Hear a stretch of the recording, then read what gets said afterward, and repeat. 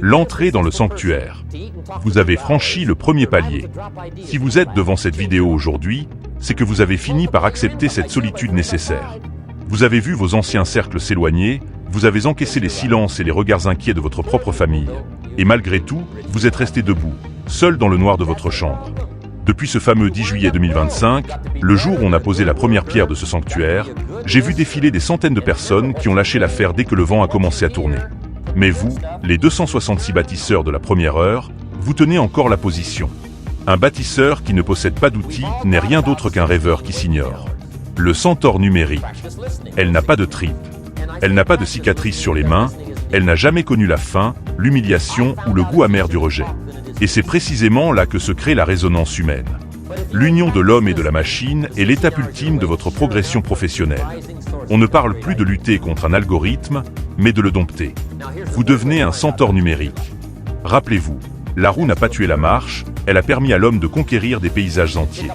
L'imprimerie n'a pas éteint la pensée, elle a allumé le feu des lumières. L'IA de 2026, c'est tout ça à la fois, mais avec une puissance de frappe multipliée par 1000. La maîtrise de l'intention. Le vrai danger, c'est de laisser le volant à la machine. Le bâtisseur, lui, délègue la corvée technique à l'outil pour se concentrer sur l'essentiel. La stratégie pure, la psychologie profonde et l'émotion. Quand vous vous asseyez à votre bureau, ne vous voyez pas comme un simple exécutant. Le baptême du feu. C'est dur de voir des nuits entières de boulot s'effondrer à cause d'un caprice de l'algorithme. C'est à ce moment précis que la majorité lâche prise, en se persuadant que le train est déjà passé ou que le marché est bouché. Mais ceux qui vont au bout, nos fameux bâtisseurs, ne voient pas les refus comme des murs. Ils comprennent qu'un échec n'est pas une insulte personnelle, c'est une leçon gratuite.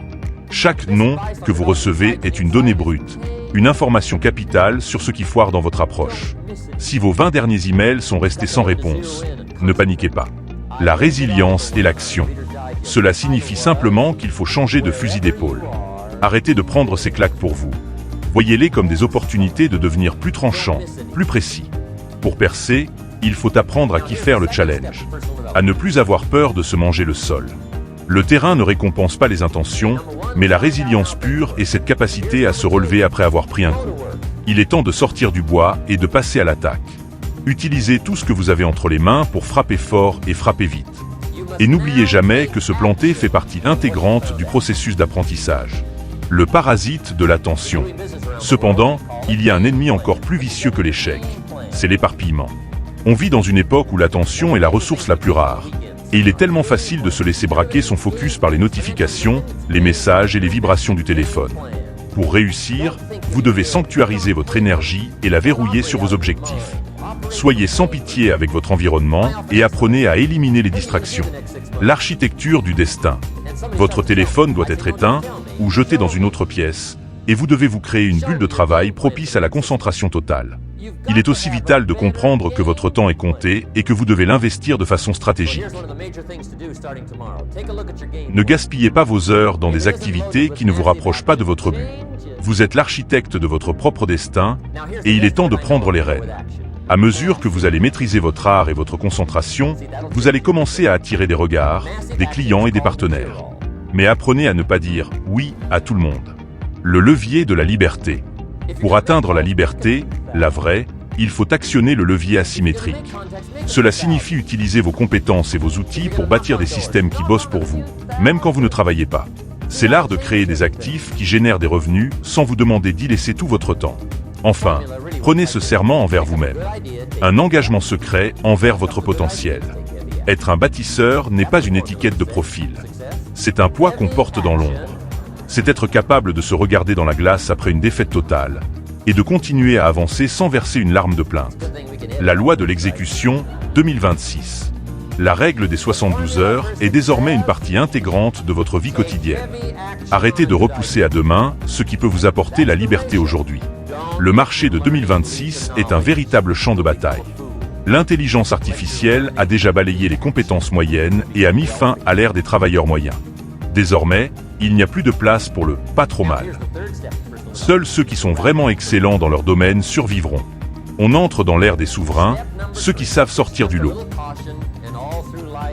L'alchimie du risque, le manuel pratique de l'audace calculée. L'anatomie de la brûlure de l'inconfort.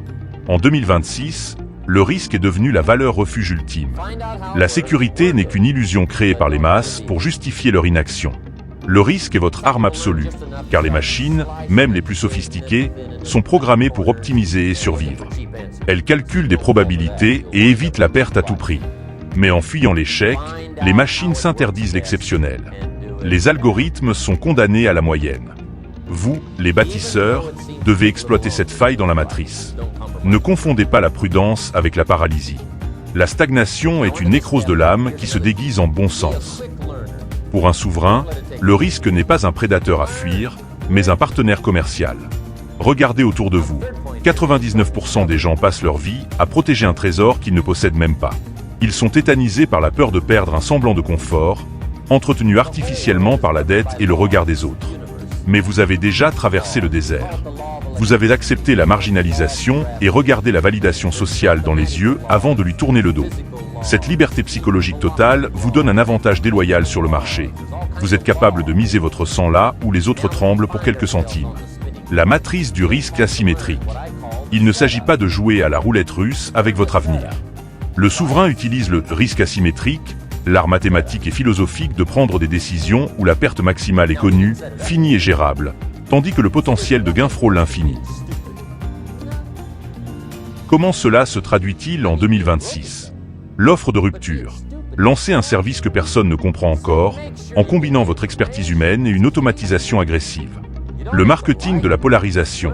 Prendre publiquement une position clivante dans votre secteur. L'investissement compétentiel brutal. S'enfermer pour maîtriser une technologie émergente. La neurobiologie du chasseur de signes noirs. Développer l'instinct du souverain demande de reprogrammer votre cerveau. Vous devez chercher activement les signes noirs, ces événements improbables qui bouleversent les règles du jeu. Ne demandez jamais la permission de réussir. Dans ce nouveau monde, le pardon est facile à obtenir, mais le trône n'appartient qu'à celui qui a tiré le premier. La forge du caractère, le manuel de l'ascèse du leader. La chair et le code, l'homme derrière la machine. L'illusion la plus dangereuse de notre époque est de croire que la technologie compense la faiblesse humaine. Votre succès ne sera jamais évalué par les chiffres sur l'écran de votre application bancaire, mais par la densité de l'homme que vous avez dû forger pour obtenir ces chiffres. La richesse sans discipline est un suicide différé. Le bâtisseur a horreur de la facilité. En 2026, l'épidémie mondiale n'est pas un virus, c'est la léthargie. Le rituel de la brutalité intentionnelle. La forge n'est pas un lieu physique, c'est une zone temporelle et mentale. C'est l'espace entre 4h et 7h du matin, quand le monde est inconscient. Cessez de vous jauger par rapport à la masse. Votre seul référentiel est la version de vous-même qui aurait jeté l'éponge. L'armure du silence. Il faut apprendre à opérer dans un silence de tombe. Ne mendiez pas les applaudissements pour chaque micro-victoire. La validation externe est une drogue dure. La seule cour de justice qui mérite de vous juger siège dans votre propre tête. L'héritage des bâtisseurs, le manuel de la suprématie. Au-delà de l'argent, l'horizon 2030. La liberté financière n'est pas le sommet de la montagne. C'est à peine le hall d'entrée de votre véritable destin. Un souverain ne se lève pas le matin pour s'acheter une montre brillante ou une voiture bruyante. Il construit pour 3 raisons. Influencer le cours des choses, protéger sa lignée et transmettre un empire. L'architecture de l'éternité. Vos funnels de vente, vos bases de données, vos architectures de prompt, votre marque personnelle, ce sont les murs en pierre de taille de votre château numérique. Il est interdit de ralentir au premier million. Le bâtisseur continue d'empiler les briques parce que bâtir est sa façon de respirer. Mais cet héritage, c'est avant tout un bouclier. En atteignant cette souveraineté totale, vous devenez un mur de soutènement pour votre famille, vos équipes, votre tribu. Le temps des grands discours est révolu. Les théories ne suffisent plus. Nous sommes passés de l'élaboration de plans à leur mise en œuvre, et maintenant, il est temps de dominer. La règle des 72 heures est en vigueur dès que vous lisez ces mots. Si, dans 3 jours, vous n'avez pas fait sentir votre présence sur le marché, vous aurez trahi vos propres principes. Observez vos mains. Fixez-les bien. Ce ne sont pas juste des parties de votre corps, ce sont les outils qui façonneront votre destin. Elles peuvent rester inertes et vides, ou elles peuvent s'abattre sur l'avenir pour exiger ce qui vous revient. Le monde a peur de la puissance de la machine. Les moins courageux regrettent le passé. Mais vous, les 266, vous avez un avantage. Vous souriez en silence, car vous saviez que ce moment viendrait. Vous étiez prêt. Vous avez osé affronter la difficulté quand les autres se laissaient distraire. Prenez vos armes. Préparez-vous mentalement. Montrez autant de fermeté que vous en exigez des autres. Créez votre empire. Imposez-vous sur votre marché. Restez les maîtres de votre domaine. C'était maîtrise mentale et financière. C'est terminé.